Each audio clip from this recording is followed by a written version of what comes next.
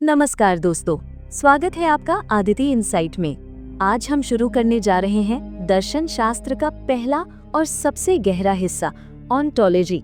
Ontology का सीधा अर्थ है अस्तित्व दर्शन। सवाल ये है कि अस्तित्व यानी बीइंग है क्या? क्या अस्तित्व वही है जो हमारी आंखों के सामने है, या फिर कुछ ऐसा भी है जो दिखता नहीं पर असली है? और अगर है तो उसे समझने का सही तरीका क्या है? दोस्तों, यही सवाल हजारों सालों से भारत और पश्चिम के दार्शनिक पूछते और हल करने की कोशिश करते रहे हैं। तो आइए एक एक करके उनकी सोच को समझते हैं।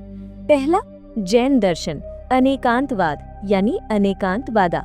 पृष्ठभूमि: जैन परंपरा भारत की प्राचीनतम परंपराओं में से है। महावीर ने सत्य और अस्तित्व को देखने का एक नया नजरिया दिया। मुख्य विचार: हम सत्य को एक ही दृष्टिकोण से नहीं समझ सकते। इसे कहा गया अनेकांतवाद, यानी अनेक कोणों से समझा गया सत्य। इसके दो खास पहलू हैं। पहला, स्यादवाद, यानी शायद या किसी हद तक सत्य को 7 अलग अलग तरीकों से व्यक्त किया जा सकता है। दूसरा, नयवाद, हर वक्तव्य किसी न किसी दृष्टिकोण से सही होता है। उदाहरण आपने सुना होगा, अंधे लोग और हाथी की कहानी। हर किसी ने हाथी का अलग हिस्सा छूकर अलग राय दी। सब सही भी थे और अधूरे भी। रेलेवेंस: आज भी ये विचार हमें सिखाता है कि दूसरों की दृष्टि से चीजों को देखने से विवाद कम होते हैं और समझ बढ़ती है। दूसरा, प्लेटो का आदर्श रूपों का सिद्धांत यानी थियरी ऑफ फॉर्म्स। पृष्ठभूमि: प्लेटो ग्रीक दार्शनिक के महान आचार्य थे। वे सुकरात के शिष्य और अरस्तु के गुरु थे। मुख्य विचार: हमारे आसपास जो दुनिया दिखती है वो सच्ची नहीं है, वो सिर्फ एक छाया है। असली अस्तित्व है फॉर्म्स या आइडियाज, जैसे सुंदरता, न्याय, सत्य। ये सब शाश्वत और अपरिवर्तनीय हैं। भौतिक वस्तुएं तो बस इन आदर्श रूपों की अधूरी प्रतिलिपि हैं। उदाहरण, सुंदर चेहरे बदल जाते हैं, फूल मुरझा जाते हैं, लेकिन सुंदरता का आदर्श रूप कभी नहीं बदलता। रेलेवेंस: प्लेटो हमें सिखाते हैं कि असली अस्तित्व अक्सर इंद्रियों से परे होता है। तीसरा, अरस्तु, पदार्थ और गुण। पृष्ठभूमि: अरस्तु प्लेटो के शिष्य थे, लेकिन उन्होंने अपने गुरु से असहमति जताई। मुख्य विचार: असली अस्तित्व कहीं आदर्श फॉर्म्स में नहीं, बल्कि इसी दुनिया की वस्तुओं में है। हर वस्तु में 2 चीजें होती हैं। पहला, सब्सटेंस यानी पदार्थ, जो उस वस्तु का मूल है। दूसरा, एट्रीब्यूट्स यानी गुण, रंग, आकार, स्वाद, गंध आदि लक्षण। उदाहरण, गुलाब यानी सब्सटेंस, उसकी खुशबू, लाल रंग, कोमलता यानी एट्रीब्यूट्स। रेलेवेंस: अरस्तु ने अस्तित्व को यथार्थ से जोड़ा, इसलिए विज्ञान और तर्कशास्त्र की नींव उनके विचारों से मजबूत हुई। चौथा, डेकार्ट, द्वैतवाद यानी ड्यूअलिज्म।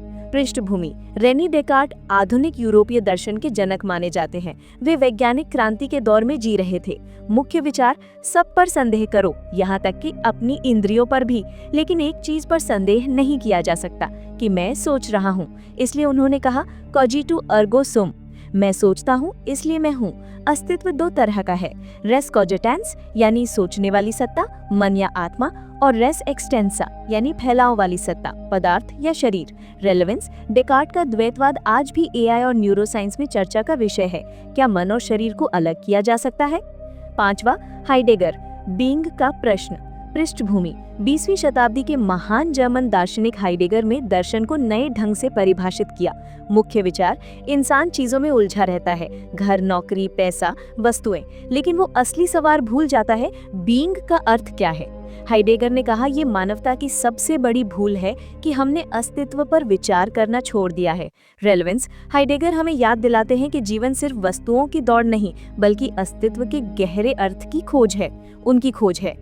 निष्कर्ष: तो दोस्तों, आज हमने ऑन्टोलॉजी यानी अस्तित्व दर्शन की यात्रा की। जैन दर्शन ने हमें अनेकांत और सहिष्णुता सिखाई, प्लेटो ने आदर्श रूप दिखाए, अरस्तु ने यथार्थ जगत की सच्चाई बताई, डेकार्ट ने मन और शरीर का द्वैतवाद सामने रखा, और हाइडेगर ने हमें बीइंग के गहरे प्रश्न की याद दिलाई। ऑन्टोलॉजी हमें यही सिखाता है कि अस्तित्व सिर्फ एक दार्शनिक प्रश्न नहीं, बल्कि जीवन का सबसे बड़ा रहस्य है, और इस रहस्य को समझना ही दर्शन का असली उद्देश्य है।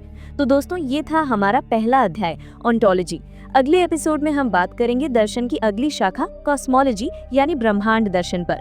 जुड़े रहिए अदिति इंसाइट के साथ।